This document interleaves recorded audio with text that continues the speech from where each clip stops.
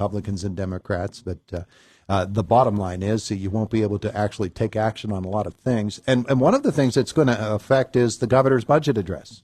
Yes, apparently we're going to be listening to the budget address from the main rotunda at the Capitol, whereas we typically are in the House chamber because it is the largest chamber in the General Assembly. The Senate comes over and partakes as part of the budget address, so they're going to have that in the main rotunda, is my understanding, now on February 6th. I'll go over to the farm show and have it over there. There's definitely plenty of room at the farm show. Yeah. There is. Yeah. All right. So you look back at last year's budget, and a big feature, of course, is going to be Governor Shapiro's budget address. So what are some of the highlights of 2023-24? And then we can look ahead to 24-25. Well, yeah, thankfully that week before Christmas, when we were back in session, we were able to get the final code bills done, the education code and the fiscal code. I think there were some good things in there. Obviously, you know, part of the process is not everyone gets what they want, but I think we did deliver some good things for the people of Pennsylvania, specifically the increase in the EITC funding, the educational improvement tax credits. I think that was important to have that in there. We funded the community colleges, increased funding for libraries, funding for school mental health programs, funding for additional state police cadet classes. So I think we delivered on much needed funding, but unfortunately it was 5.5 months late. So I'm hoping that we learn some lessons through this first budget process with Governor Shapiro, and we can make some of those corrective actions needed for this next budget, which is coming right up here in February, so that we can hopefully expedite the process and actually get the budget done on time in 2024. That would be a good thing. Yes, it would be. Because, my goodness gracious. I want to talk about something that I don't know if you get as frustrated as I think you should, or as others might think you would be, with the pace of legislation and of a bill, a proposal making its way through the legislature and actually making it to the governor's desk. You have Cody's Law is something that has been on the table for a long, long time. Makes perfect sense. Everybody agrees it makes perfect sense, and yet it goes through the slog, and it never does make it to the governor. And that has that, especially that bill, has to be very frustrating. That bill and a number of other bills I've had almost make it to the finish line, but not quite get there. And there's a lot of reasons for that, unfortunately. But I think people don't fully understand what it takes to get a bill signed into law. I mean, you have to first you introduce the bill, you get co-sponsor memos. It gets put into a committee. Hopefully the committee supports that bill, and it all depends on the committee chairman whether or not the bill moves.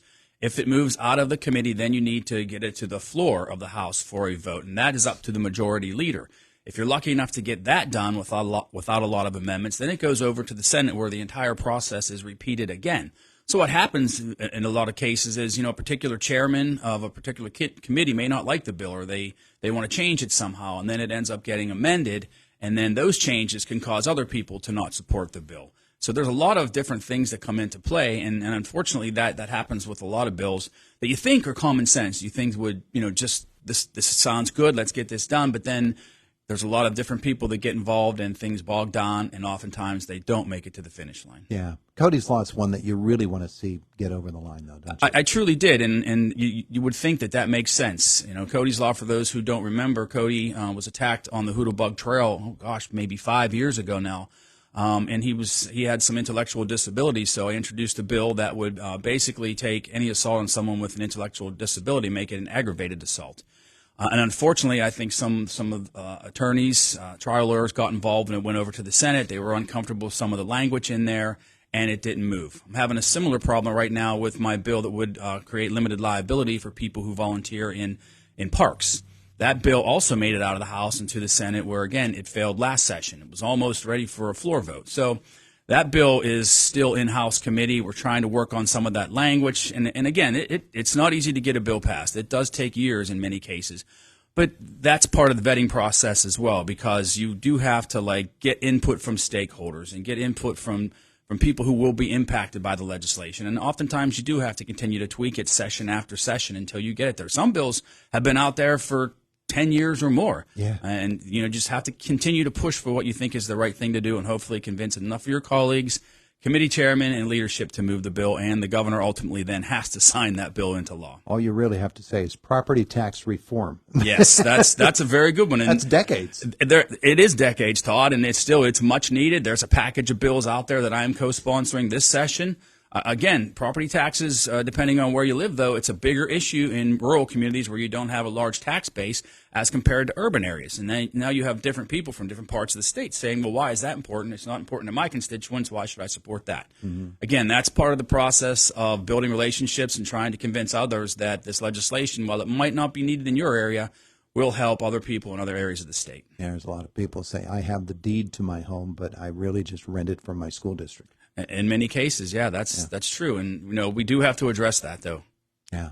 There is a bill that you're on top of. It is the Fair Play for Broadcasters bill that was introduced to address a specific situation where broadcasters such as us, such as we, are trying to have the right to go in and do games, broadcast games of our local teams, but blocked by an out-of-the-state company that has signed deals with a number of different organizations, most notably the PIAA, and end up freezing out the local broadcasters and then hiding their broadcast efforts behind a paywall and making people pay for what should be free. Right, absolutely. Yeah, we introduced that legislation for 2 sessions now. Last session we had a hearing on it, and we thought that it was going to be resolved, but clearly it hasn't, so we reintroduced the bill again this session. It is currently in the House Education Committee, trying to work with that chairman again to try and get the bill to move and make them understand the importance of this. And again, it's not just affecting you guys, it's affecting broadcasters all over the Commonwealth. So